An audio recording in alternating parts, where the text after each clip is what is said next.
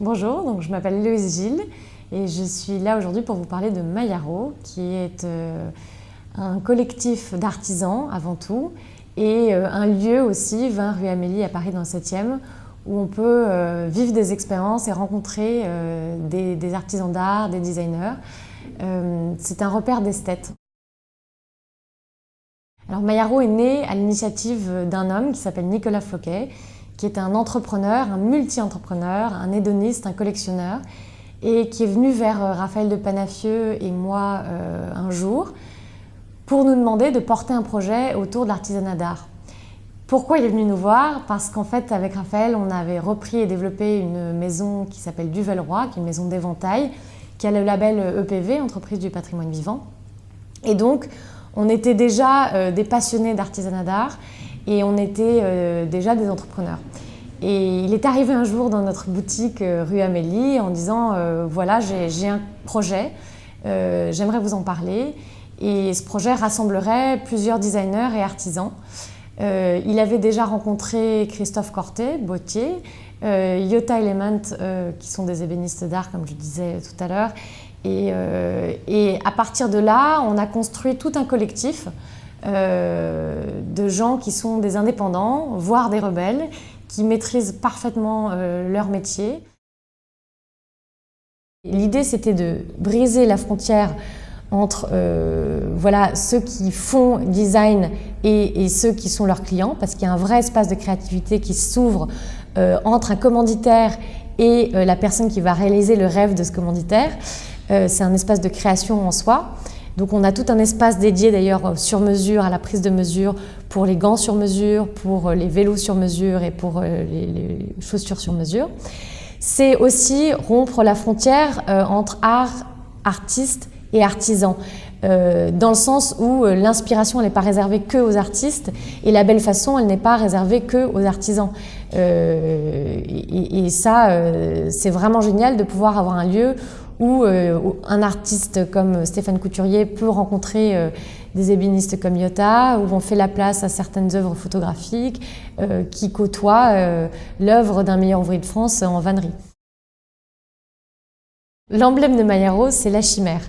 Pourquoi? Parce que ça n'existe pas. Et c'est un peu ambitieux, mais ici, on voulait vraiment qu'il y ait des choses qui ne puissent pas être faites ailleurs, qu'on ne puisse pas trouver ailleurs, et ce soit un lieu où on puisse exprimer le rêve de tout le monde, aussi bien des clients que des artisans. Et alors pour la chimère Mayaro, on a eu la grande chance de rencontrer deux illustrateurs qui s'appellent Gaëtan et Paul Brizzi, qui sont deux frères jumeaux qui ont travaillé pendant 20 ans pour les studios Disney en Californie et qui ont cet imaginaire à la fois fantastique, très 19e Gustave Doré et en même temps très BD. C'est un imaginaire en fait assez masculin qui nous plaisait beaucoup. Et ils ont tout de suite fait deux chimères, l'une posée sur la Lune. Et c'est vrai qu'on aime bien cette idée de faire des voyages extraordinaires, des voyages immobiles, hein, mais chez Mayaro. Et puis une chimère qui arrive sur les toits de Paris et qui rentre un peu par effraction chez Mayaro. Et ces deux illustrateurs, on va continuer à travailler avec eux, notamment pour faire une édition de livres d'art où ils illustreront des textes de la littérature choisie par une auteure qui s'appelle Camille Peretti.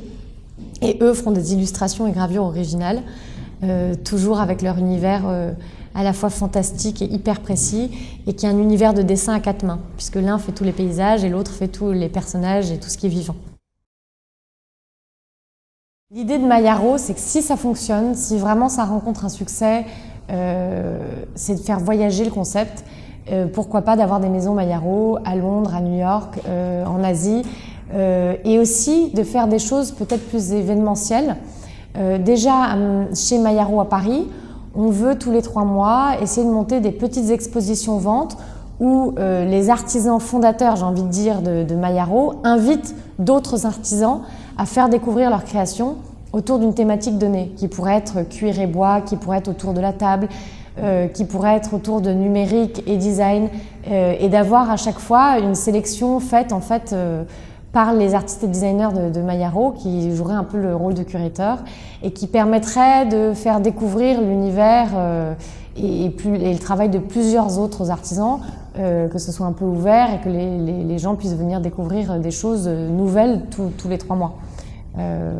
Et donc ça, ce serait déjà quelque chose qui peut avoir lieu en France. Et ensuite, l'idée, c'est de faire voyager Mayaro, de prendre les malles, certains objets emblématiques, et d'aller trouver d'autres artisans dans chaque pays, des gens qui soient déjà sur place et qui pourraient bien s'inscrire dans l'esprit.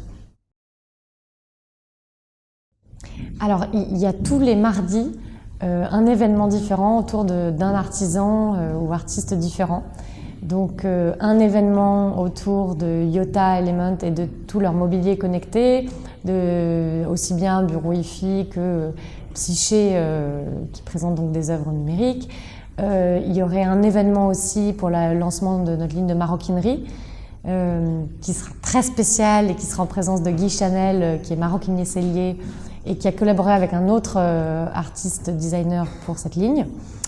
Il y aura sans doute un événement de dégustation d'alcool rare, un événement autour de la bicyclette, du vélo conçu par Temboîte avec un moteur électrique qui est intégré dans l'essieu, et puis une attention aux détails qui est totalement folle. Les freins sont gainés de cuir. Le vélo est fait entièrement à la main, toutes les couches de peinture, tout le travail du cuir, même du bois.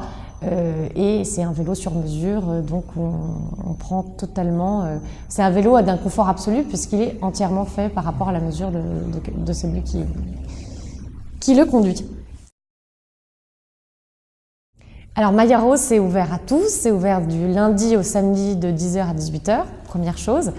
Ensuite, c'est tout à fait possible de prendre rendez-vous pour rencontrer un des artisans. Dans ces cas-là, il faut nous écrire par mail contact@mayaro.fr ou nous appeler. Et puis, pour les mardis Mayaro, il faut simplement nous écrire pour s'inscrire à l'avance. Mais c'est évidemment ouvert à tous.